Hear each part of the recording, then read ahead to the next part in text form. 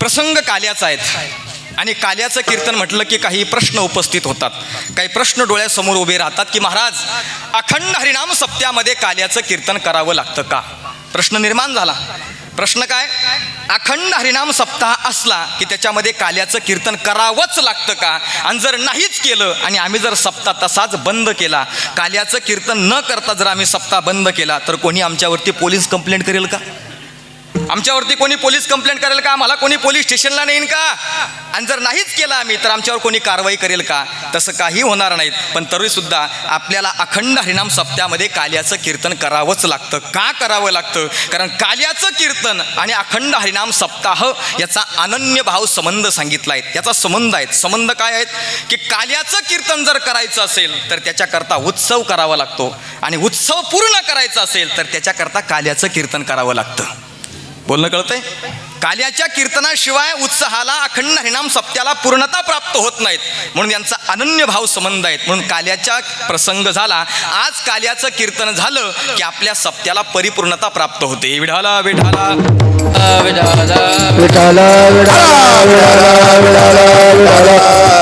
विठाला विठाला काल्याचं कीर्तन करावं लागेल. आपल्याकडे 12 महिने कार्यक्रम चालू आहेत. 12 महिने आपण वर्ष श्राद्धाचे असेल, दशक्रियाचे असेल, आपण कीर्तन किंवा प्रवचन ऐकत असतो. मग असं कधी कोणाच्या मनात आलंय का महाराज आम्हाला दशक्रिया विधीच्या निमित्ताने असेल, काल्याच्या निमित्ताने असेल, कीर्तनाच्या निमित्ताने आम्हाला फक्त काल्याचंच कीर्तन करायचं आहे? काल्याचं कीर्तन करायचं असेल तर त्याच्याकरता दादा उत्सव करावा लागत असतो. उत्सवाशिवाय काल्याचं कीर्तन करता येत नाहीत. म्हणून प्रश्न काय होता की काल्याचं कीर्तन करावंच लागतं का? करावं लागतं का? कारण काल्याचं कीर्तन केल्याशिवाय आपल्या सप्त्याला परिपूर्णता प्राप्त होत नाहीत. बरं, पहिला प्रश्न झाला. दुसरा प्रश्न असा निर्माण होतो की महाराज काल्याचं कीर्तन केल्यानंतर सप्ताह परिपूर्ण होतो. मग परिपूर्ण झाल्यानंतर या सप्त्याला परिपूर्णता प्राप्त होते हे मान्य आहेत.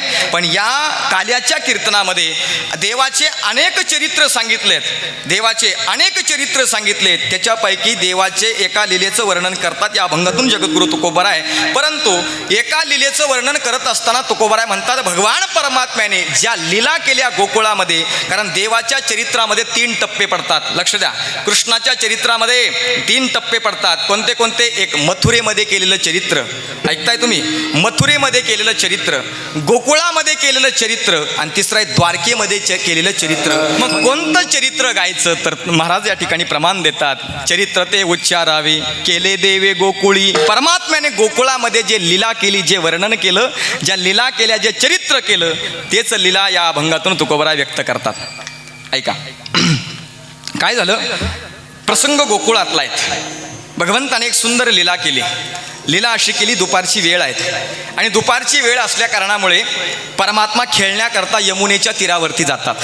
यमुना नदीच्या पात्रामध्ये त्या ठिकाणी खेळ खेळण्याकरता सगळे सवंगडी जात आहेत आणि सवंगडी सगळे गेल्यानंतर त्या ठिकाणी खेळ खेळतात. आता खेळ खेळत असताना कुठला खेळ खेळला जातोय पहा. ऐका काय माहिती आहे, एक खेळ त्या ठिकाणी खेळत आहेत. गोट्यांचा खेळ परमात्मा खेळू लागले. पण खेळत असताना 2 टीमा तयार केल्या. टीम कळते तुम्हाला? टीम 2 टीमा तयार केल्या. एका टीमचा कॅप्टन आहेत बलराम दादा आणि दुसऱ्या टीमचा कॅप्टन आहेत भगवान कृष्ण कन्हैया. 2 टीमा तयार केल्या. दोन्ही टीमाचे 2 कॅप्टन वाटले गेले. आता टॉस केला पाहिजे ना खेळण्याकरता. टॉसच म्हणतात ना त्याला. टॉस केला पाहिजे, टॉस उडवला पाहिजे. मग त्यावेळेला काही नाणं नव्हतं, ₹1 ₹2 नाणं नव्हतं. मग त्यावेळेला आता तुम्ही सुद्धा या ठिकाणी आहात, उपस्थित आहात, सर्व जुनी मंडळी उपस्थित आहात. ज्या वेळेला तुम्ही खेळ खेळायचे आणि जर आपल्याकडे ₹1 तर नव्हताच, तुमच्याकडे ₹1 आपल्याला पाहायला सुद्धा मिळत नव्हता. मग थुका म्हणजे जर हे करायचं असेल, टॉस करायचं असेल तर काय केलं जात होतं? दगडाची चपटी, त्याला काय थुकाळी. थुकाला तुमच्याकडे काय शब्द त्याला? आमच्याकडे त्याला थुकाळी पावसाळी असं काही शब्द आहेत त्याला. उन्हाळी पावसाळी, उन्हाळी पावसाळी असा शब्द आहेत नाही का? तसं परमात्म्याने काय माहिती आहे, भागाभागातली भाषा वेगळी आहे. प्रत्येक भागाभागातली भाषा काय आहेत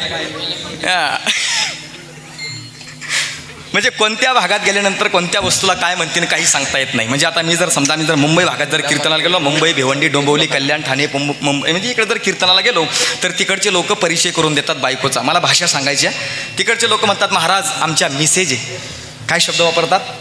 आमच्या मिसेस, काही भागात तुमच्या भागात सुद्धा म्हणतात महाराज, सिटीच्या भागामध्ये आमच्या मिसेस आहे, काही भागात अर्धांगिनी आहेत, काही भागामध्ये म्हणतात महाराज आमच्या मंडळी आहेत, काही भागात म्हणतात आमच्या सौभाग्यवती आहेत. प्रत्येक भागाभागातली भाषा वेगळी आहेत. एका ठिकाणी फार विचित्र प्रकार घडला. एकाच्या घरी मी कीर्तनाला गेलो. ज्याच्या घरी मी कीर्तनाला गेलो तो माणूस आणि मी समोरासमोर जेवायला बसलो. जेवता जेवता काहीतरी विषय काढावा म्हणून मी सहज त्या माणसाला विचारलं, म्हणलं का हो दादा, अंगणामध्ये मुलं खेळतायत, दारामध्ये मुलं खेळतायत, म्हणलं दादा हे मुलं कोणाचे आहेत? त्यानं मुलांचा परिचय करून दिला. अर्जुन महाराज. तो म्हणला महाराज हे आपले जित्रबय. शब्द काय वापरला? आता जित्रप म्हटल्यानंतर मला वाटलं यांची भाषा असेल. थोड्या वेळानं त्याची बायको वाढण्याकरता आली. मी सहज विचारलं, म्हणलं का हो दादा, अहो ह्या ताई कोण आहे? त्यानं बायकोचा परिचय करून दिला. तो म्हणला महाराज ह्यो आपलाच बारदाना आहे. आता बारदाना म्हटल्यानंतर त्या बाईचा चेहरा असा चेहरा पडला. पण मी म्हणलं जेवता जेवता यांची काहीतरी गंमतच करावी. मी त्या ताईला विचार, म्हणलं का हो ताई, अहो हे तुमचे कोण आहे? ती बाई म्हटली महाराज जे आमचंच भंगार आहे, जेव्हा तुम्ही. जे प्रत्येक भागाभागातली भाषा वेगळी आहे. विठाला विठाला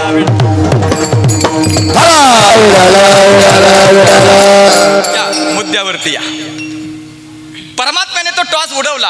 आता ती पावसाळी उन्हाळी केली, काय असेल ते थुकाळी उन्हाळी काय असेल ते शब्द वापरले, ते केलं आणि डाव आला तो कृष्णावरती. आता ऐका बरं का, डाव आला तो कृष्णावरती. आता खेळ खेळू लागले आणि यमुनेची माती आहेत ना, यमुना नदीची माती अत्यंत मऊ आहेत. आजही तुम्ही जर तिथं गेलात तर माती अत्यंत मऊ आहेत. आणि खेळता खेळता भगवान परमात्म्याने, कृष्णाने एक मातीचा खडा उचलला आणि तोंडामध्ये टाकला. ऐका बरं का, ऐका, फार गोड प्रसंग आहेत. उचलला खडा, तोंडामध्ये टाकला आणि तोंडात टाकल्याबरोबर सगळ्या गोपाळांनी भगवंताला, कृष्णाला पाहिलं की कृष्णाने माती खाल्ली. देवाला पाहिलं, देवाने माती खाल्ली. मग सगळ्या गोपाळांनी देवाला काहीच बोलले नाहीत. कृष्णाला सांगितलं नाही की कृष्णा अरे का माती खातोस म्हणून, अजिबात शब्दही वापरला नाहीत. कारण का, गोपाळांना माहिती होतं आपण जर याला म्हटलं ना कृष्णा माती खाऊ नको, तर हा आपल्याला माती घातल्याशिवाय राहणार नाही. हा आपल्याला माती खाऊ घातल्याशिवाय राहणार नाही. मग सगळ्या गोपाळांनी काय केलं, नंद बाबाच्या वाड्याकडे धाव घेतली. सगळेच्या सगळे धावत धावत नंद बाबाच्या वाड्याकडे गेले. यशोदा मैया भांडे धुत होती. भांडे धुत असताना यशोदा मैया समोर तोंड केलेलं आहेत आणि पाठीमागं पाठ आहेत. तर गोपाळ सगळे पाठीमागून आले आणि बोलू लागले, मैया, हे मैया. यशोदा मैया धावत आली. काय रे गोपाळांनो, काय झालं? त्यावेळेला सगळ्या गोपाळांनी सांगायला सुरुवात केली, मैया बोलतायत मैया. त्यावेळेला मैया विचारते, झालं काय? आज कृष्णाने कोणाची खोडी केली का? नाही मैया. आज कृष्णाने कोणाची मटकी फोडली का? नाही मैया. आज कृष्णाने कोणाची वास्त्र सोडून दिली का? नाही मैया. अरे मग झालं तरी काय, तुम्ही एवढं धावत धावत कशा करता आलात? त्यावेळेला सगळ्या गोपाळांनी सांगितलं, मैया आज कृष्णाने वेगळीच लीला केली. काय लीला केली? आज कृष्णाने माती खाल्ली. माती. आज देवाने काय खाल्ली? माती खाल्ली. हा शब्द त्या ठिकाणी मैयाने ऐकला, कानावरती पडला, हातामध्ये छडी घेतली. धावत धावत ज्या ठिकाणी गोपाळ खेळतायत त्या ठिकाणी यशोदा मैया धावत धावत गेली. आता भगवान परमात्मा वाटच पाहत होते की मैया कधी येईल, मैया कधी येईल. का? कारण देव अगोदरच तयारीत होते ना की आता खोटं काय बोलायचंय म्हणून. मैया धावत धावत आली. परमात्म्याचा, भगवंताचा हा कान पकडला आणि विचारायला सुरुवात केली, का रे कृष्णा? काय मैया? नम्रतेने, काय मैया? काही नाही. कृष्णा, हे गोपाळ सांगतायत तू माती खाल्ली. गोपाळ सांगतायत तू माती खाल्ली. नाही मैया. एका शब्दामध्ये त्या ठिकाणी खोटं बोलले. आई मी माती खाल्ली नाहीत. ऐका बरं का, माझं बोलणं कळतंय तुम्हाला सगळ्यांना? हां, मी माती खाल्ली नाहीत. अरे मग हे गोपाळ खोटं बोलतायत का? हो आई, हे गोपाळ खोटं बोलतायत. आता ऐका बरं का, माती तर खाल्ली परंतु तयारीत कशी पहा. हे गोपाळ खोटे बोलतायत. गोपाळ खोटं बोलतायत. म्हणजे का खोटं बोलतायत गोपाळ? हे बघा, झालं असं, मी खेळ खेळण्याच्या अगोदर यांची अगोदर मीटिंग भरून गेली. कोणाची? सगळ्या गोपाळांची अगोदरच मीटिंग झाली आणि त्या मीटिंगमध्ये यांनी असा प्रस्ताव मांडला की आज आपण कृष्णाला लोणी आणायला पाठवायचं घरी. आणि ते पण लोणी कसं आणायचं? चोरून आणायला लावायचं. असं आईला भगवान परमात्मा सांगतायत. देव सांगतोय ताईला. या गोपाळांची अगोदर मीटिंग झाली. यांनी मीटिंगमध्ये प्रस्ताव मांडला की आज कृष्णाकडून आपल्याला लोणी खायचं आहे. आणि मग मी खेळामध्ये आलो. त्यावेळेला या गोपाळांनी मला बोलायला सुरुवात केली, हे बघ कृष्णा, आज जर तुला आमच्यामध्ये खेळायचं असेल ना तर तुला तुझ्या घरी जावं लागेल आणि तुझ्या घरी येऊन तुला त्या ठिकाणी चोरून लोणी आणावं लागेल आणि आम्हाला खाऊ घालावं लागेल. या गोपाळांनी मला असं सांगितलं. मी त्यांना एकच शब्द सांगितला, हे पहा गोपाळांनो, मी वाटलंच तर माझ्या आईला लोणी मागून आणतो, पण चोरी बिरी आपण काही करणार नाही. चोरी बिरी आपण काही करणार नाहीत. आपल्या कोणते होणारही नाहीत. माझ्या बापानं बी कधी चोरी केली नाही, माझ्याकडूनही कधी चोरी होणार नाहीत. हे कोणाचे शब्द आहे? देवाचे शब्द आहे. ऐकताय तुम्ही सगळेजण? ऐका, आपल्याकडून चोरी होणार नाहीत. पण त्यांनी सांगितलं, हे बघ, तुला जर चोरी करायची नसेल ना तुला जर चोरी करायची नसेल तर आम्ही तुला तुझ्या आईच्या हाताने मार खाऊ घातल्याशिवाय राहणार नाहीत. तुझ्या आईच्या हाताने आम्ही तुला मार खाऊ घालू. मी त्यांना सांगितलं मी वाटलं असतं मागून चोरी आणेल, म्हणजे लोणी जे आहेत मागून आणेल. पण त्यांनी सांगितलं हे बघ, तुझी आईने जरी लोणी दिलं ना तर तुझी आई चिंगूस शब्द आहे तुमच्याकडे, चिंगूस आहेत तुझी आई, इतकं लोणी देईन आणि आम्हाला सगळ्यांना ते लोणी खायला मिळणार नाहीत, आमचं पोट भरणार नाहीत, म्हणून घरी जाय आणि चोरून लोणी आण. मी सांगितलं माझ्याकडून चोरी होणार नाहीत. त्यावेळेला आईने मला या गोपाळांनी सांगितलं मग आम्ही तुला तुझ्या आईच्या हाताने मार खाऊ घालू. आणि हे पळत आई तुझ्याकडे आले आणि तुला माझं गाऱ्हाणं सांगितलं. तू बी खुशाल त्यांचं न ऐकता, त्यांचं म्हणजे सगळं त्यांना तुला सगळं मान्य झालं. तू हातामध्ये काठी घेतली नाही, तू खुशाल मला मारण्याकरता आली. तुला काही शोभलं का नाही? दुसऱ्यावरती विश्वास ठेवला आणि मला मारण्याकरता आली. अरे मग हा बलराम दादा खोटं बोलतोय का? म्हणे हो बलराम दादा खोटं बोलतोय. बलराम दादा हो बलिराम दादा, नाही का, बळीराम दादा खोटं बोलतो बळीराम दादा, नाही का, आळ घेतो मजवरी. हे आई मी माती खाल्ली नाही. आता ऐका, अरे बळीराम दादा खोटं बोलतोय का? म्हणे हो बळीराम दादा खोटं बोलतोय. आई अगं साक्षी तरी कोणाची घ्यावी? कोर्टामध्ये साक्षी तरी कोणाची घ्यावी? तू भाऊबंदाची साक्षी घेते. कोणाची? म्हणजे मुलाला पाहुणे पाहण्याकरता आले, लग्नाकरता मुलाला पाहुणे पाहण्याकरता आले. त्या पाहुण्यांनी जर भाऊबंदाला विचारलं का हो कसं काय तुमचं पोरग, ते चांगलं सांगतील का? मग साक्षी कोणाची घ्यावी? भाऊबंदाची साक्षी घेते. आई मी माती खाल्ली नाहीत. आणि मग त्या ठिकाणी मैयाने हातामध्ये छडी आहेत, हातामध्ये दोरी आहेत, कन्हैयाचा कान पकडला आणि सांगितलं आ कर. आ केल्याबरोबर आतमध्ये 14 भुवन दिसले. सगळं ब्रह्मांड भगवंताच्या मुखामध्ये दिसलं. म्हणजे खाली 7 लोक आहेत आणि इथून वरती 7 लोक आहेत. खालचे 7 लोक कोणते आहे का? वरचे 7 लोक आहेत भू भुव स्वह मह जन तप आणि सत्य. 7 लोक भगवंताच्या त्या ठिकाणी मुखामध्ये दिसले आणि खालचे सुद्धा त्या ठिकाणी 7 लोक भगवंताच्या मुखामध्ये दिसले. सगळं ब्रह्मांड मुखामध्ये दिसलं आणि मैया चक्कर येऊन खाली पडली. जशी खाली पडली त्यावेळेला भगवंताने मैयाला उठवलं. मैयाला सांगतायत मैया उठ मैया. आणि मैयाला उठवलं त्यावेळेला माया टाकून दिली. का माया टाकली? कारण हिनं जर मला देव समजलं ना, या आईने जर मला देव समजलं तर आई मला माझा म्हणजे मुलगा समजणार नाहीत, आईचं प्रेम मला मिळणार नाहीत. म्हणून देवाने परत माया टाकून दिली, पूर्वस्थितीवरती त्या ठिकाणी आणलं. आणि पूर्वस्थितीवरती आणल्यानंतर मैयाने हातामध्ये दोरी घेतलेली आहेत आणि दोरी घेऊन भगवंताला बांधण्याचा प्रयत्न करते. तुकोबाराय अभंगाच्या पहिल्या चरणात सांगतात, देखीला से माती खाता मग दावियाने बांधी माता. अशा अनेक प्रकारच्या लीला परमात्मा एक एक लीला करतायत. एक दिवस भगवंत रडतायत आणि रडत असताना यशोदा मैयाने नाना प्रकारे समजवण्याचा प्रयत्न केला, अनेक प्रकारे समजवण्याचा प्रयत्न केला. मग समजवत असताना काय काय दिलं आता ऐका बरं का. कन्हैया रडतोयत ना, मग रडत असताना त्याला समजवायचं. रडते माझे बाळताने समजाविता राहीना. देव समजवण्याचा प्रयत्न करतायत यशोदा मैया, परमात्मा समजवल्या जात नाहीत. मग हातामध्ये चॉकलेट दिलं. कोणाच्या हातावरती कॅडबरी ठेवली? कोणाच्या? कोणी ठेवली? हे आपण 2025 मध्ये बोलतोय. 2026 लागेल आता, परत वाढत चाललंय आपलं. त्यावेळेला काय दिलं मैयाने? हातावरती लोण्याचा गोळा दिला, परमात्म्याने फेकून दिला. दही दिलं खाण्याकरता, भगवंत खात नाहीत. आता दही मुलं खात नाहीत आणि दूधही मुलं पित नाहीत. आणि जरी मुलाला दूध पाजायचं असेल तर त्याच्यामध्ये आपल्याला अगोदर बोर्नविटा कालवावा लागतो. आणि ते नाही जमलं तर मग I am a Complan boy, अजून हॉर्लेक्स, नाही का. आता त्यावेळेला मुलं दूध पितात, तोपर्यंत दूध पित नाही मुलं. अशी त्या यशोदा मैयाने नाना प्रकारे समजवण्याचा प्रयत्न केला, परमात्मा समजवला जात नाहीत. आणि मग शेवटी मैयाने एक उपाय केला. काय? आता हा समजवायचा असेल, याचं रडणं थांबवायचं असेल तर आपल्याला एकच पर्याय आहेत आणि तो म्हणजे राधेच्या घरी जावं लागेल. नाना परी समजावी ते परी न राहे श्रीहरी, नाही का. थापट कडेवरी घेवोनिया फिरले मी दारोदारी. राधे राधे राधे राधे घेई श्याम सुंदरा. राधे अगे या श्यामसुंदराला घे. राधा राणीला त्या ठिकाणी परमात्मा सोपवत आहेत आणि देवाला पाहिल्याबरोबर म्हणजे राधेला पाहिल्याबरोबर भगवंत सुद्धा रडायचं थांबतायत. एवढी ताकद भक्तीची आणि प्रेमाची होती. भक्ती आहेत, राधा शब्दाचा अर्थ आहे भक्ती. भक्तीकडे गेल्याशिवाय म्हणजे भक्ती या शब्दाचा अर्थ काय? म्हणजे प्रेम आणि भक्ती एकच आहेत. कारण देवावरती केलं जाणारं प्रेम त्याचं नाव आहे भक्ती. म्हणून राधा ही भक्ती आहेत, भक्ती, नाही का. राधेकडे गेल्याबरोबर देव रडायचं थांबतायत आणि रडायचं थांबल्यानंतर राधा राणीने काय केलं आहे का? राधा घेवणी हारिला तोरे जाता मंदिरा हृदय मंचकी पौढविला श्रीहरी एका जनार्दनी हरिला भोगी राधा सुंदरी एका जनार्दनी हरिला भोगी राधा सुंदरी राधे राधे राधे राधे घे श्याम सुंदरा राधे राधे घे श्याम सुंदरा राधे राधे राधे राधे राधे राधे राधे राधे राधे राधे राधे राधे घे श्याम सुंदरा विठाला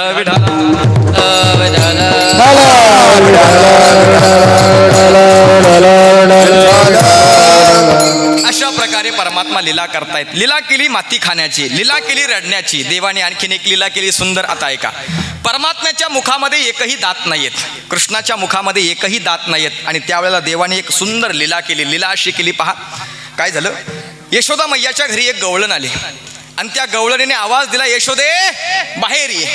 यशोदे बाहेर ये म्हटल्याबरोबर यशोदा मैया बाहेर आली. यशोदा मैयाला ती गवळण म्हणते, ती गोपिका म्हणते, यशोदे हे बघ, उद्या सोमवती अमावस्या आहेत म्हणून आपण सर्वजण गोदावरीच्या स्नानाकरता जाऊ. आपण गोदावरीच्या स्नानाकरता जाऊ. त्यावेळेला यशोदा मैया म्हणते, हे बघ, आपण दोघी जणी जर गेलो तर आपल्याला दोघींनाच पुण्य लागेल. आणि आपण जर सगळ्या गोकुळाला घेऊन गेलो ना तर आपल्याला त्या गोकुळाला, सगळ्या गोकुळाला नेल्यानंतर त्यांचं सुद्धा पुण्य आपल्याला लागेल. म्हणून आपण सगळ्यांना घेऊन जाऊ आणि त्या ठिकाणी गोदावरीचं स्नान करून येऊ. निघाल्या.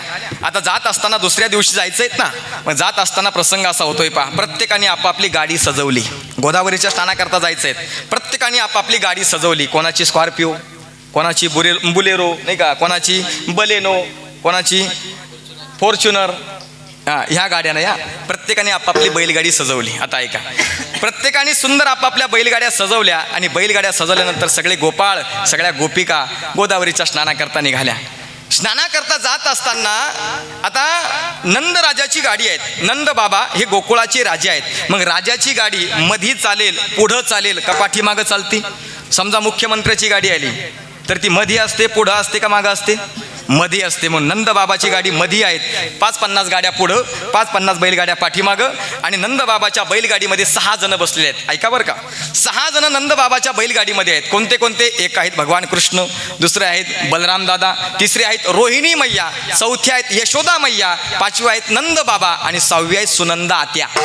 आत्याचं नाव आहे सुनंदा आत्या. असे 6 जण त्या बैलगाडीमध्ये बसलेले आहेत. प्रत्येकाने आपापलं जोडपं घेतलंय. नवरा बायको पुढं सुद्धा आणि पाठीमागे सुद्धा. आणि एक 2-3 बैलगाड्या सोडल्या की एका बैलगाडीमध्ये एक माणूस होता बैलगाडी चालवणारा आणि एक म्हातारी होती एकदम म्हातारी. तिची मान अशी हालत होती.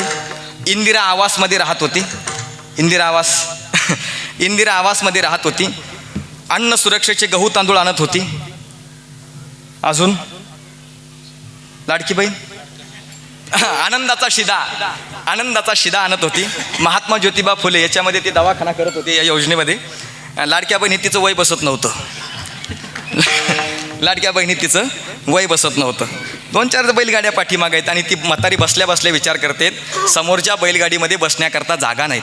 6 जण आहेत. आपल्या बैलगाडीमध्ये आपण 2च जण आहोत, चालवणारा आणि मी एक. मग त्या बैलगाडीमधला जर कृष्ण माझ्या बैलगाडीमध्ये येऊन बसला, माझ्या गाडीत येऊन बसला तर किती बरं होईल.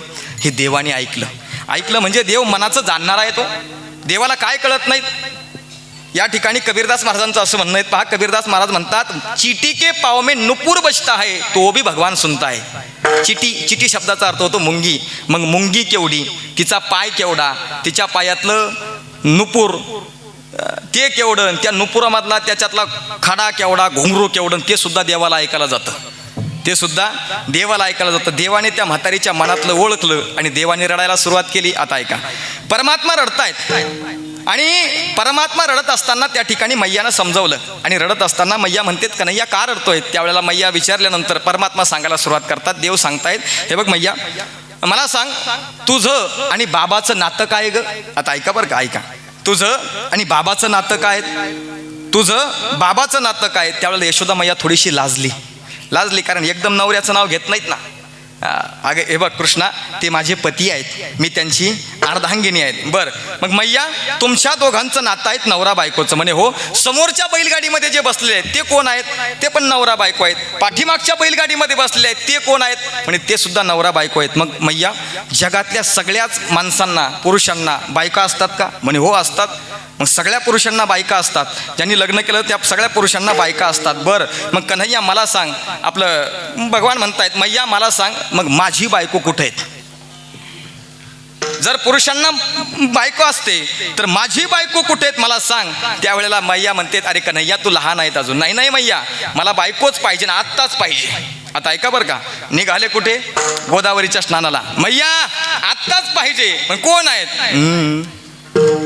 राधिका गोरी से, बिरज की छोरी से, मैया करा दे मेरो ब्याह. तब मैया ये कहती है उम्र तेरी छोटी है, नजर तेरी खोटी है, कैसे करा दो तेरो ब्याह. नाही मैया मला आत्ताच बायको पाहिजे, आत्ताच बायको पाहिजे. रडायला सुरुवात केली. रडत असताना सगळ्या गोपिका म्हणतात यशोदे अगं का रडतोय कन्हैया, का रडतोय कृष्ण? त्यावेळेला त्या यशोदा मैयाने सांगायला सुरुवात केली बघ ना, अगं यानं जर मला लोणी मागितलं असतं तर मी याला लोणी दिलं असतं, याने जर मला चेंडू मागितला असता तर मी याला चेंडू दिला असता. हा बायको मागतोय बायको, मी आता याला बायको आणून कुठून देऊ? कुठून बायको आणू याला? त्यावेळेला त्या गोपिका म्हणतात यशोदे हे बघ तुला उशिरा मुलं झाले आणि तुला मुलं कसे समजवायचे हे तुला कळत नाहीत. मग एक काम कर, त्याला माझ्याकडे दे. मग काय कर? अगं सांग ना, आम्ही एवढ्या गोपिका आहोत, मग एका लाईनीमध्ये आम्हाला उभं कर आणि सांग याच्यातली कोणती बायको पाहिजे तुला? ऐकताय तुम्ही? याच्यातली कोणती बायको पाहिजे तुला सांग. त्यावेळेला सगळ्या गोपिका एका लाईनीमध्ये उभ्या राहिल्या आणि एका लाईनीमध्ये उभ्या राहिल्यानंतर कन्हैयाला मैया म्हणते बघ कोणती पसंत आहे तुला घे. आता ऐका बरं का, ती म्हातारी लक्षात आहेत ना तुमच्या? हां, त्या म्हातारीला विसरू नका. आले परमात्मा एका गोपिकेजवळ. हे बघ हिचं नाव आहे मित्रवृंदा, ही हवीत का तुला? ही पाहिजे का बायको म्हणून? नको मैया, हिचं नाक लय मोठे. हे बघ हिचं नाव आहे चित्रवृंदा, ही पाहिजे का तुला? नको नको मैया, ही पण नको. हे बघ हिचं नाव आहे शांता. नको मैया, हिले चक्रा नाकरा करते. ती म्हातारी लक्षात ठेवा. असं करत करत करत करत परमात्मा त्या म्हातारीजवळ येतात, भगवंत त्या म्हातारीजवळ येतात आणि म्हातारीला पाहिल्याबरोबर देव मैयाला म्हणतात मैया बस, पाहिजे तर आपल्याला हीच बायको पाहिजे ना, अशीच बायको पाहिजे. अरे कन्हैया ती म्हातारी आहे र, ती म्हातारी आहे, तिचा तुझा जोडा कस काय शोभणार? त्यावेळेला कन्हैयाने सांगितलं मैया हे बघ हिच्यासारखा जोड मला गोकुळामध्ये कुठं सापडणार नाही का? अरे ती अगं मैया ऐक, तिच्याही मुखामध्ये एकही दात नाहीत आणि माझ्याही तोंडामध्ये एकही दात नाही. आमच्या दोघांच्याही तोंडामध्ये दात नाहीत आणि मग बघ हिच्यासारखी जोड मला कधीच मिळणार नाहीत. आता ऐका बरं का, ह्या लीलेतून काय घ्यायचं माहिती? या लीलेतून फक्त एकच घ्यायचं की परमात्मा आपली सुंदरता पाहत नाही, परमात्मा आपल्या मनाची सुंदरता पाहत असतो. भगवंत आपल्या मनाची सुंदरता पाहत असतो. असा परमात्मा लीला करतोय. लीला करत असताना एक दिवस परमात्मा आता गोधने चारण्याकरता जात आहेत. गोधने चारण्याच्या अगोदर मैया म्हणतेत आता कन्हैया बस झाला आता गोकुळामध्ये राहणं, आता तू मोठा झाला, मग आता तू गोधने चारण्याकरता जा. पण जात असताना काय घे? वेणू हातामध्ये घे, जाळी घे. जाळी शब्दाचा अर्थ आहे घोंगडी, घोंगडी हातामध्ये घे आणि आता त्या ठिकाणी गोधने चारण्याकरता जा. अभंगाचं दुसरं जर ऐका, देवाचा सुंदर त्या ठिकाणी सुंदर शृंगार यशोदा मैया करतात आणि गोपिका त्या सुंदर शृंगार पाहतायत आणि गोपिका म्हणतात कन्हैया इतका सुंदर शृंगार करत जाऊ नको रे की जेणेकरून आमची नजर तुला लागेल. पाहिला नंदाचा नंदन कन्हैया, इतका सुंदर शृंगार करत जाऊ नको की जेणेकरून आमची नजर तुला लागेल. मेरे बाके बिहारी लाल इतना न करो श्रृंगार के नजर लग जाएगी, नजर लग जाएगी. आमची नजर. आता ऐका बरं का, देव किती सुंदर आहेत. जगात जेवढं काही सुंदरता असेल ना, जेवढे काही 7व 8व आश्चर्य असेल ना, देवाच्या सुंदरतेपुढे फिका आहेत का? जस सुकुमार मदनाचा पुतळा एवढा देव सुंदर आहेत. आता ऐका, मला रामायणातला एक प्रसंग आठवतोय, तेवढा प्रसंग तुमच्या पुढे सांगेल. देव किती सुंदर आहेत की देवाला पाहिल्याबरोबर माणसाचं मन बदललं जातं. भगवंताला पाहिल्याबरोबर माणसाची बुद्धी फिरली जाते आणि देवाला पाहिल्याबरोबर आपलं जे काही असेल ना, आपलं काही दृष्टिकोन जो असेल तो सगळा बदलला जातो. का? देवाला पाहिल्यानंतर. कोणाचा बदलला दृष्टिकोन, कोणाची बुद्धी बदलली? हे रामायणातला मत एक गोड प्रसंग या ठिकाणी सांगता येईल. देव एवढा सुंदर आहेत, एवढा सुंदर आहेत. काय झालं, ज्या वेळेला रामप्रभू लक्ष्मण आणि विश्वामित्र मिथिला नगरीला जात आहेत, विश्वामित्र मिथिला नगरीला जात आहेत आणि मिथिला नगरीला जात असताना रामप्रभूच्या पायाचा स्पर्श एका दगडाला झाला आणि दगडाची स्त्री झाली. गौतम ऋषींची पत्नी अहिल्या, हिला शाप होता, तो कथा भाग वेगळा आहे. तिचा उद्धार त्या दगडाच्या माध्यमातून, त्या शिळेच्या माध्यमातून झाला आणि ही बातमी एवढी पसरली की जंगलामध्ये तपश्चर्या करणाऱ्या सगळ्या ऋषीमुनींच्या कानावरती बातमी पडली. काय बातमी? की जंगलामध्ये एक माणूस असा आला की त्याचा पाय जर दगडाला लागला ना, दगडाला, तर दगडाची बाई तयार होते, दगडाची स्त्री तयार होते. पण जशी ही बातमी ऋषीमुनींच्या कानावरती पडली तशी ही बातमी रामप्रभू लक्ष्मण विश्वामित्र मिथिला नगरीला जाण्याच्या आत आणि सीता स्वयंवर होण्याच्या अगोदर ही बातमी सीतामाईच्या कानावरती पडते. काय? आपला जो होणारा मालक आहे, या होणाऱ्या मालकाच्या पायामध्ये अशी पावर आहेत की याचा पाय जर दगडाला लागला ना, दगडाला, तर दगडाची बाई तयार होते. आपल्या मालकाच्या पायामध्ये अशी पावर आहेत. आणि मग ते सीता स्वयंवर झालं, स्वयंवर वेगळं, लग्न वेगळं. आता लग्नाची वेळ आली आणि लग्न प्रसंगी असा या ठिकाणी प्रसंग असा घडतोय की लग्नाच्या वेळेला सीतामाई रामप्रभूच्या पायात पडत नव्हती. सीतामाई रामप्रभूच्या पायाच पडत नव्हती. मग का पाया पडत नाहीत? कारण सीतामाईला माहिती आहेत आपल्या मालकाच्या पायामध्ये पावर आहेत. पाय दगडाला लागला की दगडाची बाई होते, पाय दगडाला लागला की दगडाची बाई होते. मग सीतामाई पाया पडत नाहीत. मग सीते पाया पड हे सांगण्याकरता सीतामाईच्या करवल्या आल्या तिथं, करवल्या, की सीते तू पाया पड. करवली कोणाला म्हणतात माहिती आहे?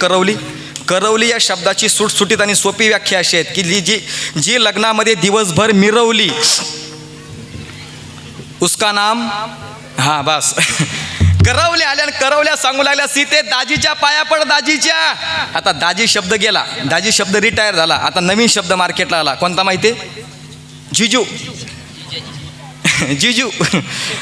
सीते दाजीच्या पाया पड. सीतामाई पाया पडत नाही. ऐका बरं का, सीतामाई पाया पडत नाही. मग आता सीतामाईची आई आली सुनैना, तिने सांगितलं सीते पाया पड, पाया पडत नाहीत. वडील आले जनक राजा, जनकाने सांगितलं सीते का पाया पडत नाहीत? अगं का पाया पडत नाहीत त्याचं कारण तरी सांग. त्यावेळेला सीतामाई सांगते बाबा मी पाया पडणार नाहीत. अगं सीते जोपर्यंत तू पाया पडत नाही ना तोपर्यंत लग्न पूर्ण होत नाहीत आणि जोपर्यंत लग्न पूर्ण होत नाहीत तोपर्यंत बाकीच्या वराडी मंडळींना भिडता येत नाही. तो ट्रंट आता आला. लग्नाच्या अगोदर जेवण करणे. पूर्वीच्या काळामध्ये असं नव्हतं. लग्न लागल्यानंतर पंक्ती बसायच्या, नाही का? आणि काय माहिती आहे, सीतामाई पाया पडत नाही कारण लग्न जुळत असताना प्रत्येकाची चॉईस वेगवेगळी असते. चॉईस कशी वेगवेगळी असते ऐका. नवरी पाहते की माझा नवरदेव किती सुंदर आहे, दिसण्याकरता कसाही सुंदर आहे. आई पाहते मुलगा शिकलेला किती आहेत. बाप पाहतो मुलाच्या घरी संपत्ती किती आहेत. भाऊबंद पाहतात आपल्या जातीपातीचं आहे का नाही. वराडी मंडळी पाहतात जेवाला काय केलं. प्रत्येकाची चॉईस वेगवेगळी असते. सीतामाई पाया पडत नाहीत. मग सीते तू का पाया पडत नाहीत याचं उत्तर सीतामाई देते. सीतामाई म्हणते आई बाबा हे जे माझे मालक आहेत ना रामचंद्र, यांच्या पायामध्ये अशी पावर आहेत की यांचा पाय जर दगडाला लागला तर दगडाची काय होते? स्त्री तयार होते, दगडाची बाई तयार होते. मग मला सांग आई, मला सांगा बाबा काय, मी ज्या वेळेला लग्न मंडपामध्ये येत होते, लग्न मंडपामध्ये मी येत असताना सगळ्यात अगोदर मी कोणत्या घरातून आले तुम्हाला माहिती आहे? कोणत्या घरात? ज्या वेळेला नवरी लग्न मंडपामध्ये येते, मंगल कार्यालयात त्या स्टेजवरती येते, त्यावेळेला ती कोणत्या रूममधून येते माहिती आहे तुम्हाला? माहिती आहे ना? त्याला आताचा शब्द आहे ब्युटी पार्लर, पण पूर्वीचा शब्द त्याला शृंगार घर. काय शब्द आहेत? शृंगार घर. आई मी शृंगार घरातून आले आणि येत असताना मी माझ्या कपाळावरती हिऱ्यांची पट्टी बांधून आलेली आहेत. छोटे छोटे हिरे आहेत, छोटे छोटे हिरे लाल रंगाचा, निळ्या रंगाचा, जांभळ्या रंगाचा, पांढऱ्या रंगाचा, वेगवेगळ्या रंगाचे हिरे मी माझ्या कपाळावरती बांधलेले आहेत, एका पट्टीमध्ये गुंफलेले आहेत. मग आई मला सांग, हिरे जरी दिसत असले तरी या हिऱ्यांचा जन्म सुद्धा जमिनीच्या पोटात होतो आणि दगडांचा जन्म सुद्धा जमिनीच्या पोटात होतो. मग दगड आणि हिरे हे एका आईच्या पोटी जन्माला आले म्हणून हे नात्यानं कोण झाले? तुम्ही बोला गाड्याने तर चालूच, मी आळंदीला. नात्याने कोण झाले? अहो भाऊ झाले ना. मग आई आता माझ्या कपाळावरती जरी ही हिऱ्यांची पट्टी तुला दिसते, मग समजा ऐक, समजा जर मी पाया पडण्याकरता वाकले पाया पडण्याकरता मी वाकले आणि या हिऱ्यांना जर त्यांच्या पायाचा स्पर्श झाला तर या हिऱ्यातून माझ्यापेक्षा सुंदर सुंदर स्त्रिया तयार होतील, त्या माझ्या सौती बनतील आणि म्हणून मी पाया पडत नाही. कोणाचं उत्तर आहे? भावार्थ रामायणामध्ये नाथ महाराज सुंदर सांगतात, रामाचा पदला गता जणशिळा झाली त्वरे कामिनी, या लागी रघुत्तम पती माते नचमी नमी, रत्नांच्या युवती सुरम्य सवती होतील माते यदा, रामाची अवप्रीती मजवरी होईल गे सर्वदा. आई माझ्यापेक्षा सुंदर स्त्रिया होतील, माझ्या सौती बनतील, रामाचं प्रेम माझ्यावरती राहणार नाहीत आणि म्हणून मी पाया पडत नाहीत. आता ऐका, काहीही करून सीतामाईला पाया पडण्याकरता प्रवृत्त केलं, पण आता ऐका, मला मुद्द्यावरती यायचंय. पुढचा प्रसंग असा झाला, जशी ही बातमी सीतामाईच्या कानावरती पडली होती तशीच ही बातमी ऐका, तशी ही बातमी ऋषी मुनी जंगलामध्ये तपश्चर्या करत होते ना, त्यांच्या कानावरती पडली होती. मग सगळ्यांनी एक तातडीची मीटिंग बसवली, बैठक बसवली आणि त्या बैठकीमध्ये सगळ्यांनी एक सुंदर मुद्दा मांडला. मुद्दा असा होता, एक जण उठला आणि म्हणला, हे पहा, या ठिकाणी तातडीची मीटिंग बसवण्याचं कारण असं आहे की जंगलामध्ये एक माणूस असा आला की त्याचा पाय जर दगडाला लागला तर दगडाची बाई तयार होते, स्त्री तयार होते. मग दुसरा म्हणला, तुमचं काय म्हणणं आहे? पहा, माझं दुसरं तिसरं काहीच म्हणणं नाहीत, आपण जंगलामध्ये तपश्चर्या करण्याकरता आलो. मग सकाळी उठल्यापासून सगळे काम आपल्यालाच करावे लागतात. सकाळी उठवा, चूल तापवा, चूल पेटवा, पाणी तापवा, कपडे धुवा, धुणं धुवा, काय असेल ते भांडी धुवा, स्वयंपाक तयार करा, सगळा दिवस याच्यात निघून जातो ना आपल्याला तपश्चर्या करायला, तप करायला वेळच मिळत नाही. म्हटलं, मग तुमचं काय म्हणणं आहे? आपण डोक्यावरती दगड घेऊन जाऊ, तो माणूस कुठं गेलाय मला माहिती आहे, आपण डोक्यावरती दगड घेऊन जाऊ, त्या दगडाला त्याचा पाय लावून आणून त्या दगडाच्या बायका तयार करून आणू. कोणाचं मत झालं आता हे लक्षात घ्या बरं का. आता त्या दगडाच्या बायका तयार करून आणू. सगळ्यांना तो मुद्दा पटला. आता इथं आमचे गुरुजी सुंदर सांगायचे की ज्याला जशी बायको पाहिजे असेल त्यानं तसा दगड घेतला, म्हणजे ज्याला झाड बायको पाहिजे असेल त्यानं मोठा घेतला, आणि ज्याला बारीक पाहिजे असेल त्यानं चिप घेतली. चिप कळते तुम्हाला? चिप. हां. आणि ज्या ठिकाणी विवाह सोहळा पूर्ण होतोय ना, त्या विवाह सोहळ्याच्या ठिकाणी ऋषीमुनी डोक्यावरती दगड घेऊन आले. आता त्या ठिकाणी रामप्रभूने त्या ऋषीमुनींना पाहिलं. रामप्रभूंना वाटलं की आपल्याला दगड म्हणून आहेर घेऊन आले का काय करू लग्नामध्ये आहेर. हां. विचारलं प्रभूंनी, ऋषीमुनी हे दगड तुम्ही डोक्यावरती कशा करता घेऊन आले? त्यांना एकच म्हणायचं होतं, पण त्यांनी देवाला पाहिलं ना, देवाला पाहिल्याबरोबर त्यांची मन बदललं, बुद्धी बदलली. त्यांनी देवाला पाहतायत आणि पाहत असताना त्यांची डोळ्याची पापणी सुद्धा खाली पडत नव्हती. एवढा सुंदर परमात्म्याचं स्वरूप त्या ऋषीमुनींनी पाहिलं आणि त्यांना म्हणायचं होतं की देवा, या दगडाला तुमचा पाय लावा आणि दगडाच्या आम्हाला बायका तयार करून द्या. शब्द काय वापरायचा होता? बायका तयार करून द्या. पण देवाला पाहिलं आणि मन बदललं, बुद्धी बदलली आणि आता ते म्हणू लागले की देवा, आम्हाला तुमच्या बायका करून घ्या. द्या म्हणण्याकरता आले होते, पण आता घ्या म्हणू लागले. का? कारण देवाचं स्वरूपच इतकं सुंदर आहे की देवाला पाहिल्याबरोबर माणसाचं मन बदललं जातं. मग आता ऐका, तशा गोपिका सांगायच्या, अरे कन्हैया, इतका सुंदर शृंगार करत जाऊ नको की जेणेकरून आमची नजर तुला लागेल. परमात्मा गोधने चारण्याकरता जात आहेत. आता ऐका, पुढचा प्रसंग फार गोड आहे, लीला सुंदर आहे. तुकोबाराय म्हणतात, देव भावापुढे दुर्बळ बनत असतो. देव भावापुढे, भक्ताकडे जर भाव असेल तर देव दुर्बळ बनतो. दुर्बळ शब्दाचा अर्थ आहे देव त्यांची कामं करण्याकरता, कसलंही काम असलं तरी परमात्मा त्यांची कामं करत असतो. दुर्बळ बनतो, दुर्मिळ त्या ठिकाणी परमात्मा बनत असतो. फक्त भक्ताकडे भाव असला पाहिजे, भाव. आणि भक्तीमध्ये सगळ्यात महत्त्वाचं काय असेल तर त्याचं नाव आहे भाव. आपण भक्ती करतोय ना, दत्तात्रयाची असेल, पांडुरंगाची असेल, हे देवता जरी आपल्याला अनेक दिसत असतील तरी देव सगळ्या अंगाने एकच आहेत.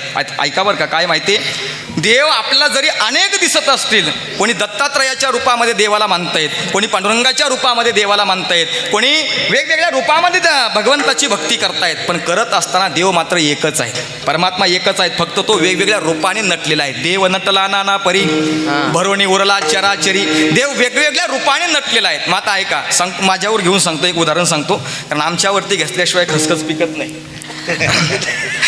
ऐका ऐका, देव अनेक जरी आपल्याला दिसत असले तरी देव एकच आहेत. कशा पद्धतीने सांगतो? काय? मला घरी बायको आहे एक. आता ऐका ऐका ऐका, माझी बायको माझ्यासाठी कोण झाली होती? बायको झाली माझ्यासाठी, ती माझी बायको आहेत. पण आता ऐका बरं का, मला पुढचं सांगायचं आहे. माझी बायको माझ्यासाठी बायको, ती तिच्या आईसाठी तिची, बोला ना तुम्ही, लेक झाली, मुलगी झाली. तिच्या बापासाठी ती मुलगी, तिच्या भावासाठी, तिच्या मावशीसाठी, लेक झाली नाही का. बरं आता हे झालं तिकडचं. आता सासरात या. माझ्या आईसाठी ती कोण आहेत, माझ्या भावासाठी ती कोण आहेत, माझ्या बहिणीसाठी ती कोण आहेत, तिच्या मामासाठी ती कोण आहेत. मग जरी बायको तर एकच आहे ना, बायको एकच आहेत, पण किती रूपाने तिला पाहिलं जात आहेत. कोणी तिला बाई म्हणतं, कोणी ताई म्हणतं, कोणी मामी म्हणतं, कोणी वहिनी म्हणतं. असा परमात्मा एकच आहेत, पण वेगवेगळ्या रूपाने त्याला पाहिलं जात आहे नाही का, वेगवेगळ्या अंगाने त्याला पाहिलं जात आहेत. म्हणून दत्तात्रय जरी असतील तरी आपलाच परमात्मा आहेत, भगवंत आहेत, भगवंत आहेत. आता दत्तात्रयाच्या जन्माची कथा आपण रात्रीच्या कीर्तनामध्ये ऐकली असेल नाही का. चला मला पुढचं सांगायचं. परमात्मा लीला करतायत. लीला करत असताना देव भावापुढे दुर्बळ बनत असतो. म्हणून भक्तीमध्ये भाव फार महत्त्वाचा आहे. भाव इतका महत्त्वाचा आहे. दोन गोष्टी असतात. जसं लग्न जुळत असताना नवरदेव नवरीची मुलामुलीची लग्न जुळत असताना दोन गोष्टी पाहिल्या जातात. ऐका बरं काय असतं माहिती आहे. लग्नामध्ये फार मोठं भारी मंगल कार्यालय असलं तरी चालतं, नसलं तरी तुम्ही बोलत चला, असलं तरी चालतं, नसलं तरी चालतं. लग्नामध्ये पंचपक्वान्नाचं जेवण असलं तरी चालतं, नसलं तरी. लग्नामध्ये त्या ठिकाणी चांगला मोठा डीजे असला तरी चालतो, नसला तरी चालतो. लग्नामध्ये नवरदेव नवरीचे मामा मामे असल्या तरी चालतात, नसल्या तरी चालतात. नवरदेव नवरीचे काके चुलते लग्नामध्ये असले तरी चालतात, नसले तरी चालतात. नवरदेव नवरीचे त्या ठिकाणी पाहुणे रावळे लग्नामध्ये असले तरी चालतात, नसले तरी चालतात. नवरदेव नवरीचे आई वडील लग्नामध्ये असले तरी चालतात, नसले तरी चालतात. लग्नामध्ये लग्न जुळत असताना लग्न होत असताना त्या ठिकाणी नवरदेव नवरी लग्नामध्ये असले तरी चालतात, नसले तरी. मग लग्न कोणाचं लावायचं. मग मुख्य काय लग्नामध्ये मुख्य काय आहेत. नवरदेव नवरी लग्नामध्ये मुख्य आहेत. तसं भक्तीमध्ये काय मुख्य असेल तर त्याचं नाव आहेत भाव. म्हणून काही न लगे एक भावाची कारण तुका म्हणे आन विठोबाची. भक्तीमध्ये भाव फार महत्वाचा आहे. या ठिकाणी कन्हैया जो आहेत ना, कन्हैया भक्तीपुढे दुर्मिळ बनला, गोपाळांपुढे दुर्मिळ बनला. कन्हैया भक्तापुढे दुर्मिळ कसा बनतो पाहता. एक गोड प्रसंग आहे गोकुळातला, एकदम सुंदर प्रसंग आहे. तुम्ही कधी ऐकला नसेल किंवा ऐकला असेल. काय झालं, गोपाळांची अगोदर मिटिंग झाली.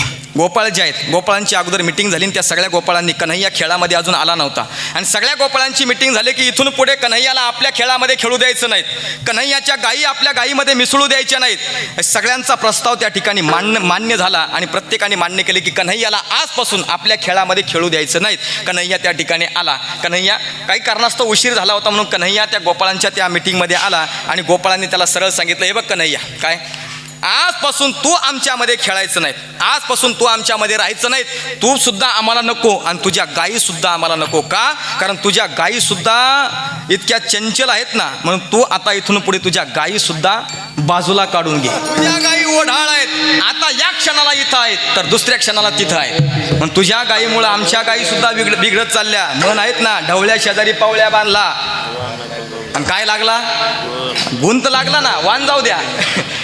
मग तुझ्या गायीच्या मुळे आमच्या गायी सुद्धा बिघडायला लागल्या. तुझ्या गायी आमच्यामध्ये ठेवायचं नाहीत. कानोबा निवडी आपुली गोधनी, निवड निघितून सगळे गोपाळ बोलू लागले. भगवंत दुर्मिळ झाला. भगवंत म्हणतायत, कृष्ण म्हणतोय, गोपाळांनो मला बाजूला काढण्याचं कारण तरी काय आहेत. अरे कन्हैया, एक कारण नाही आहेत, चार कारण आहेत. चार काय कारण आहेत. अरे कन्हैया, चार कारण आहेत. कोणते कोणते. एक म्हणजे तू, दुसरी आहे तुझ्या गायी, तिसरी आहे तुझी आई आणि चौथा आहे तुझा बाप. किती कारण आहेत तुला बाजूला काढण्याचे. कारण चार आहेत. म्हणजे मी काय केलं, अरे कन्हैया बघ, आमच्यावरती जर डाव आला ना तर तू आमच्यावरचा डाव घेतो आणि तुझ्यावरती डाव आला की तू रडी जातो. रडी कानोबा खेळ डाव जाऊ नको रडी. अरे तू रडी जातो, निघतो आमच्या इथून. बर, मग आता पहिलं कारण मी आहेत. दुसरं कारण तुझ्या गायी आहेत. तुझ्या गायी आता इथं आहेत, उद्या तिथं आहेत. काही क्षणाला लगेच तुझ्या गायी सुद्धा पार्टी बदलतात. म्हणून तू नको, तुझ्या गायी नको. बर, पण आता दोन कारण झाले. पण कन्हैया म्हणतोय, माझ्या आईनं काय केलं माझ्या आईने. अरे माझ्या आईसारखी अख्ख्या गोकुळात गाय आई नाहीये. माझ्या आईसारखी अख्ख्या तामाणे वस्तीवरती आई सापडणार नाही. माझ्या आईसारखी अशी आई आहे माझी. आणि तुम्ही माझ्या आईला नाव ठेवता. म्हणे हो, तुझ्या आईला सुद्धा नाव ठेवतो. म्हणे का नाव ठेवता तुम्ही माझ्या आईला. बघ कन्हैया, परवाच्या दिवशी काय झालं. आता ऐका बरं का कन्हैया, ते गोपाळ सांगतात. परवाच्या दिवशी काय झालं. म्हणे काय झालं.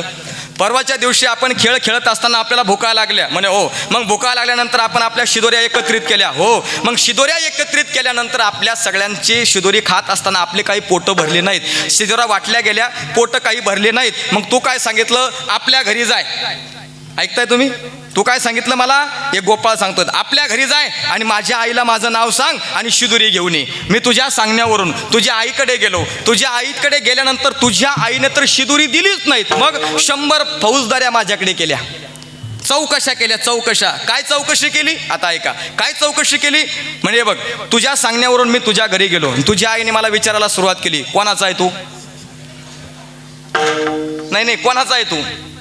हा, कुठं राहतो? हा, तुझ्या बापाचं नाव काय?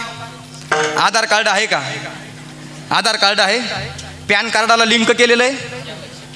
KYC केलेली आहे? अशा 100 चौकशा तुझ्या आईने केल्या.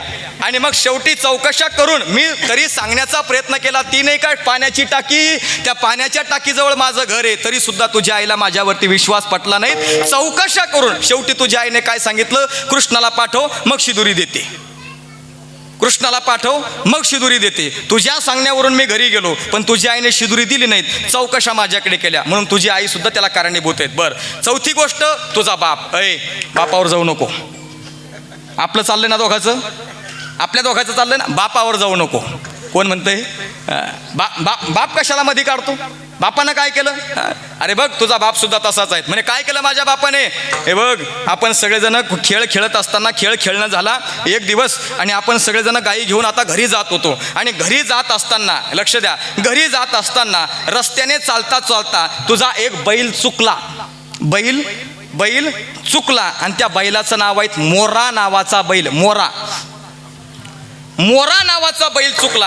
आणि मोरा नावाचा बैल चुकल्यानंतर तू रडत होता आणि रडत असताना आम्हाला असं वाटलं की तुझ्या वडिलाला, तुझ्या पप्पाला सांगण्याकरता यावं की बैल चुकला म्हणून. मग आम्ही तुझ्यासोबत तुझ्या पप्पाला समजवण्याकरता आलो. तर तुझ्या म्हाताऱ्यानं काय केलं? अरे लाकूड काढलं. परी येसी शारंग धरा, तुझा बैल चुकला मोरा, सांगू गेलो तुझ्या घरा आणि पाठी लागला तुझा म्हातारा. कोण लागलं पाठीमागे? मग एक कारण नाही, 4 कारणं. तुझा बाप, तुझी आई, तुझ्या गाई आणि तू. निघायचं इथून. अजिबात आपल्या डावामध्ये थांबायचं नाहीत, अजिबात तिथं थांबायचं नाहीत. आता ऐका बरं का, कन्हैया म्हणतोय त्या गोपाळांना हात जोडले. हे पहा गोपाळांनो, माझ्याकडून चुकी झाली असेल, माझ्या आईकून, माझ्या वडिलाकून आणि त्या गायीकून जर चुकी झाली असेल तर मला क्षमा करा. मी त्यांच्या सगळ्यांच्या वतीनं तुमची माफी मागतो. पण मला तुमच्यापासून वेगळं करू नका. का करू नका? कारण तुमच्याकडे जो भाव आहेत ना, तो भाव इतर कुठंही पाहायला मिळत नाहीत. म्हणून तुकोबाराय म्हणतात, देवाला पाहण्याकरता भाव अत्यंत महत्वाचा आहे. अभंगाचं 3रं चरण. मोठे भावार्थाचे बळ, देव झाला त्यांचे बाळ. देव भगवंत भाव असेल तर बाळ व्हायला तयार आहेत. आता ऐका, कारण देवाजवळ सगळ्या प्रकारचं सुख आहेत, परमात्म्याजवळ सगळ्या प्रकारचं सुख आहेत. म्हणून देवापासून आपण बाजूला कधीच गेलं नाही पाहिजे. देवाजवळ सगळ्या प्रकारचं सुख आहेत. मग तुम्ही म्हणाल, महाराज पैशाचं सुख आहे का देवाजवळ? पैशाचं, तर पैशाचं सुद्धा सुख देवाजवळ आहेत. का? कारण जगातला जेवढा काही पैसा आहे, या सगळ्या पैशाची मालकीन, तिचं नाव आहे लक्ष्मी आणि ती देवाच्या पायाजवळ बसली आहेत. देवाजवळ सगळ्या प्रकारचं सुख आहेत. पाय लक्ष्मीचे हाती, तिसी यावे का कुलती. फक्त आपल्या सगळ्यांची भानगड एकच झाली आहे की आपण तिच्या मागे लागतो. कोणाच्या? लक्ष्मीच्या. आपण कोणाच्या मागे लागतो? लक्ष्मीच्या. पण आता वाक्य नीट ऐका, जे लोक लक्ष्मीच्या मागे लागतात, लक्ष्मी त्यांच्या मागे लागत नाही. मग जे लक्ष्मीला सोडून देवाच्या मागे लागतात, लक्ष्मी त्यांच्या मागे लागत असते. लक्ष्मी त्यांच्या मागे लागत असते. एक पुरावा आहे माझ्याकडे. काय? कांचीपुरम नावाचं गाव आहे कर्नाटक राज्यामध्ये. आणि तिथं भगवान विष्णूची शेषशाही मूर्ती आहे. शेषशाही म्हणजे कशी? शेषावरती झोपलेली भगवान विष्णू. जिकडे शेष नागाचा फणा असतो तिकडे देवाचं डोकं असतं. जिकडे शेष नागाची शेपटी असते तिकडे देवाचे पाय असतात आणि पायाजवळ लक्ष्मी बसलेली असते. पण त्या कांचीपुरमला उलट आहे. तिकडे असं आहे की शेष नागाचा फणा जिकडे आहे तिकडे देवाचे पाय आहेत आणि जिकडे शेपटी आहे तिकडे देवाचं डोकं आहे. आम्ही काही महाराज मंडळी दर्शनाकरता गेलो होतो आणि तिथल्या पुजाऱ्याला विचारलं, म्हणलं का हो पुजारी, महाराष्ट्रामध्ये कीर्तन करत फिरतो आम्ही, महाराष्ट्रामध्ये कथा कीर्तन करत फिरतो आम्ही, आम्हाला जिकडे शेष नागाचा फणा तिकडं डोकं, जिकडे शेपटी तिकडं पाय, इथं उलटं का? तर त्याने उत्तर दिलं. तो पुजारी म्हटला, महाराज याचा एक स्वतंत्र इतिहास आहे. मग काय इतिहास आहे? त्याने आम्हाला इतिहास सांगायला सुरुवात केली.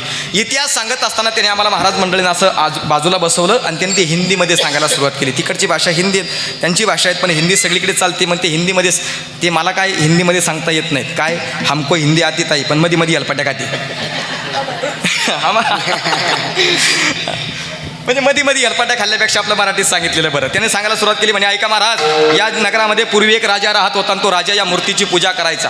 मूर्तीच्या पूजा करता त्याने एक पुजारी सुद्धा ठेवला होता. मग तो पुजारी काय करायचा, मूर्तीची पूजा करायचा आणि एका त्याच नगरामध्ये एक साधू राहत होता, त्या साधूची सेवा करायचा. मूर्तीची पूजा करायचा आणि साधूची सेवा करायचा. पण मूर्तीची पूजा करत असताना त्याच्याकडून काहीतरी चुकलं. ऐका, त्याच्याकडून काहीतरी चुकलं आणि राजाने त्याला सांगितलं की आत्ताच्या आत्ता माझं नगर सोड आणि नगराच्या बाहेर निघून जा. चुकला ना तू, आपल्या गावामध्ये थांबायचं नाही. निघाला. पण जात असताना त्या पुजाऱ्याने असा विचार केला की आपण ज्या साधूची सेवा करतोय त्या साधूला एकदा जाता जाता भेट तरी देऊन जावी. मग त्या साधूच्या आश्रमामध्ये गेला, हात जोडलेने उभा राहिला. साधू महाराज येतो आता. आतापर्यंत तुमच्या नगरामध्ये थांबलो, आता या नगरामध्ये मला थांबता येणार नाही. साधूने विचारलं का तुला थांबता येणार नाही. त्यावेळेला त्या पुजाऱ्याने सांगायला सुरुवात केली की राजाने मला नगराच्या बाहेर काढून दिले, कसं मला या नगरामध्ये थांबता येईल बरं, मला इथं थांबता येणार नाही. म्हणजे मग निघालो मी. मग साधूने सांगितलं तू जर इथं थांबत नसेल तर माझा इथं थांबून काय उपयोग आहे, मी सुद्धा तुझ्यासोबत येतोय, मी सुद्धा तुझ्यासोबत येतो. पुजारी म्हटला महाराज चला मग लवकर. त्या साधूने सांगितलं थांब, जसा तू मला विचारायला आला तसं मला सुद्धा कोणाला तरी विचारावं लागणार आहे. कोणाला विचारताय तुम्ही, म्हणजे मी देवाला विचारून येतो. नगराच्या बाहेर काढून कोणाला दिलंय, येऊ का देऊचं दर्शन करून येऊ मी तोपर्यंत. कोणाला काढून दिलंय, पुजारी कोणाला सांगतोय, साधू कोणाला सांगण्याकरता गेले, देवा येतो. आतापर्यंत थांबलो बरं का या नगरामध्ये, थांबता येणार नाहीत. म्हणजे का थांबता येणार नाहीत तुम्हाला या नगरामध्ये, का थांबता येणार नाहीत. त्यावेळेला साधूने उत्तर दिलं की माझा सेवक जर इथं थांबत नसेल तर मी इथं नगरामध्ये थांबून काय करू. मी निघालो मला त्याच्यासोबत. आता ऐका, देवाने सांगितलं तुमचे साधू निघाले, तुम्ही त्यांच्या पाठीमागे निघाले, आता माझे सेवक तुम्ही आहात आणि तुम्हीच जर या नगरामध्ये थांबत नसेल तर मी या नगरामध्ये थांबून काय करू. मी सुद्धा तुमच्यासोबत येतो, मी सुद्धा तुमच्यासोबत येतो. साधूने सांगितलं देवा चला मग विलंब करू नका. साधूने विचारल्याबरोबर देवाने सांगायला सुरुवात केली, म्हणे थांब, जसा तू मला विचारायला आला ना तसं मला सुद्धा कोणाला तरी विचारावं लागणार आहे. म्हणे कोणाला विचारतात, मी तिला विचारून येतो. बालाजी महाराज तिला विचारावंच लागतं, तुम्हाला अनुभव नाही अजून. तिला विचारल्याशिवाय कोणतीच गोष्ट करता येत नाही. कोणाला, हां तिला. आणि तरी सुद्धा तिचं एकच म्हणणं आहे, माझ्यावर आमच्यावरती लय वनवाशी ना, मलाच लय काम आहे. प्रत्येक घरात एकच, मला लय काम आहे आणि मला लय वनवाशी, काही काम नाहीत आणि काही वनवास नाहीत. तुम्ही मला कसं काय, मी पटवून देईन. मला सांगा, नवरा बायको, मला तुमच्याकडून उत्तराची अपेक्षा आहे. नवरा बायको जर प्रवासाला निघाले, नवरा बायको प्रवासाला निघाले आणि बॅग जर एक असली आणि ती जर बॅग जड असली तर ती कोणाच्या डोक्यावरती असते, लक्ष्मीच्या का नारायणाच्या. पटापटा बोला आता तुम्ही. नारायण. कोणाची असते. हां बरं जाऊ द्या, बॅग जर दोन असल्या, एक जड असली आणि एक हलकी असली तर हलकी कोणाच्या आणि जड कोणाच्या, हलकी नारायणाच्या. हां बरं जाऊ द्या. बरं एस टी स्टँडवर गेल्यानंतर पळत पळत जाऊन एस टीची चौकशी कोण करतं. बरं एस टी आल्यानंतर जर गर्दी असली तर पळत पळत जाऊन रुमाल कोण टाकतं, नारायण टाकतो. बरं खरं बोलायला लागले बरं का तुम्ही, नारायण रुमाल टाकतो. बरं बसमध्ये गर्दी आहेत आणि सीट जर एकच मिळालं तर खाली कोण बसतं, उभं कोण राहतं, खाली कोण बसतं, खाली बसतो नारायण. बरं जाऊ द्या, कंडक्टर आल्यानंतर तिकीट कोण काढतं, नारायण तिकीट काढतं नारायण. बरं तिला जर रस पिऊ वाटला तर खाली उतरून रस कोण आणतं, तिला जर कुरकुरे खाऊ वाटले तर खाली जाऊन कुरकुरे कोण आणतं. आणि रस पिऊन आणि कुरकुरे खाऊन जर ती वकली तर तिच्या शेजारी कोण बसतं.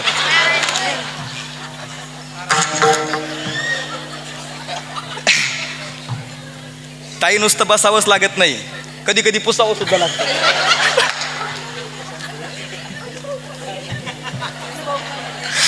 नाही मला 3 वर्ष झाली, मला काही अनुभव नाही आला अजून. बरं जाऊ द्या, एवढं सगळं करून ज्या पाहुण्याच्या घरी जायचं आहे त्या पाहुण्याच्या घरी गेल्यानंतर नवी साडी कोण नेसतं, खरं बोला गडा.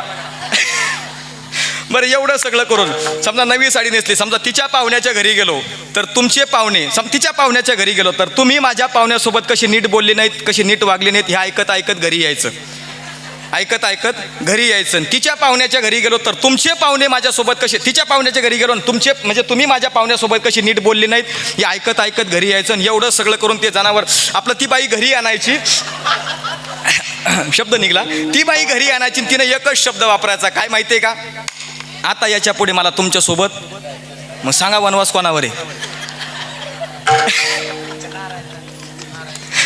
आता ऐका बरं का, काय लक्ष्मीला, ऐका मुद्द्यावरती, आता मुद्द्यावरती. लक्ष्मीला विचारण्याकरता परमात्मा जातात. भगवान विष्णू गेले, विचारतायत लक्ष्मी निघालो मी या नगरातून. म्हणे का निघालात देवा?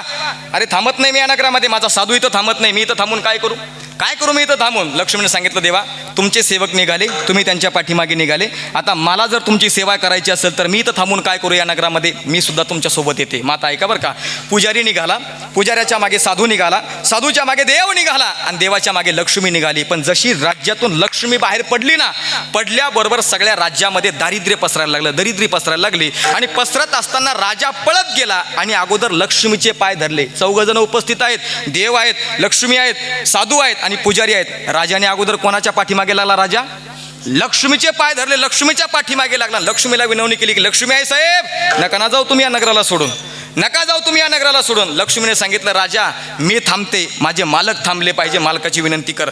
अहो देवा नका ना जाऊ नगराला सोडून. राजा विनंती करतोय देवाला, देवा नका जाऊ नगराला सोडून. देवाने सांगितलं राजा मी थांबतो, माझा साधू थांबला पाहिजे. साधू महाराज तुम्हाला कुठं मी नगराच्या बाहेर काढून दिलंय, थांबा ना तुम्ही या नगरामध्ये.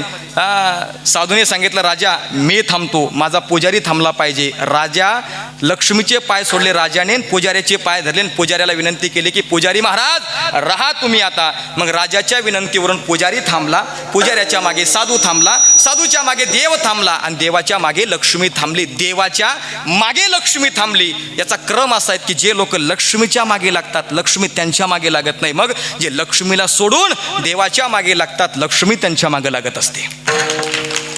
लक्ष्मी त्यांच्या मागे लागत असते. देवाजवळ सगळ्या प्रकारचं सुख आहेत, नाना प्रकारच्या परमात्मा त्या ठिकाणी खोड्या करतायत. गोकुळामध्ये अनेक गोपिका त्या ठिकाणी गाणं सांगण्याकरता येत आहेत. अवघ्या मिळवणी गवळणी देती यशोदे गाराणी.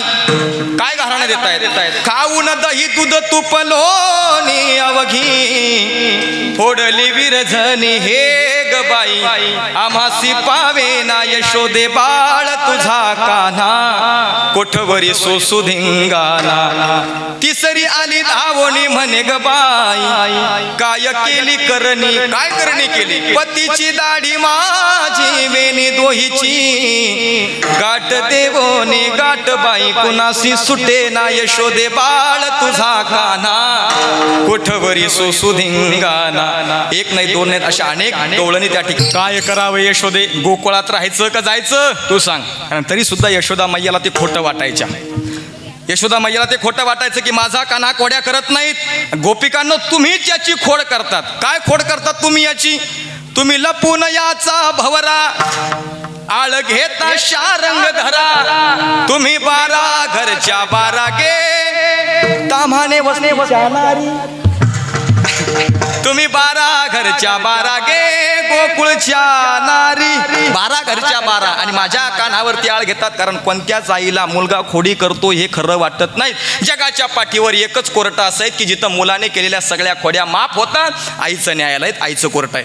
यशोदा मैया म्हणायची माझा काना खोड्या करत नाहीत. परत गोपिका म्हणायच्या यशोदे आम्ही किती जरी तुला सांगितलं ना तुझा काना खोड्या करतो, तुला खोटंच वाटणार आहेत. का खोटं वाटणार आहेत त्याचं कारण आहे. लाडका हा कान्हा बाई तुझी तुलाच गोड वाटे. लाडका हा कान्हा बाई तुझी तुलाच गोड वाटे. याच्या खोड्या किती सांगू, याच्या खोड्या किती सांगू महिपत्र सिंधू वाटे. लाडका हा कान्हा बाई तुलाच गोड वाटे. याच्या खोड्या सांगू किती महिपत्र सिंधू वाटे. अशा खोड्या करत असताना परमात्मा आता सगळ्या गोपाळांसमवेत आता शाळेमध्ये निघाले. शाळेमध्ये जात असताना, शाळा म्हणजे गोधने चारण्याकरता जातात, त्या ठिकाणी खेळ खेळतात. आणि खेळ खेळत असताना सगळ्या गोपाळाने सांगितलं कन्हैया अरे 12:30 झालं रे, वरतून चटका लागतोय उन्हाचा कौलक चालू द्यायचा, आता बस कर ना बाबा, बस कर आता. मग सगळ्या गोपाळांना परमात्म्याने कमळाच्या आकाराने बसवलं. सगळ्यांच्या शिदोऱ्या एकत्रित केल्या आणि प्रत्येकाच्या हातावरती तो काल्याचा प्रसाद वाटतायत. त्या ठिकाणी शुकाचार्य वर्णन करतात. बिभ्रदवेनुम जठरपठयो शृंगवेत्रेच कक्षे वामे पानो मश्रुण कवलम तत्फलानिंगलिषु तिष्ठन मध्ये स्वप्न सुरदो हास्यन्नर्म विस्वये स्वर्गे लोके मिशिति भुभुजे यज्ञ भोग बाल केले. गोपाल कृष्ण भगवान की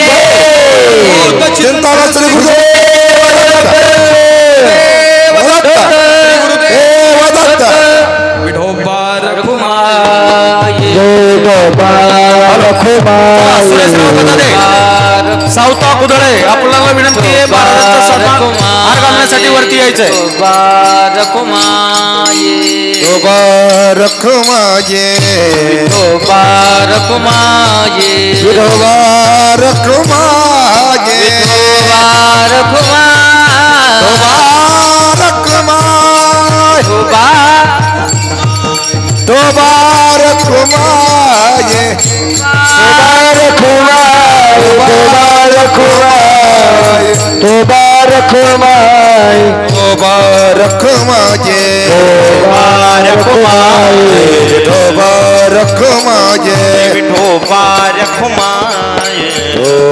रखुमाये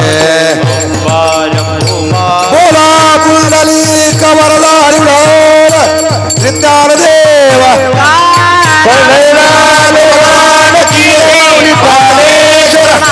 जगद्गुरु तुकार महाराज अवधूत रखुमाये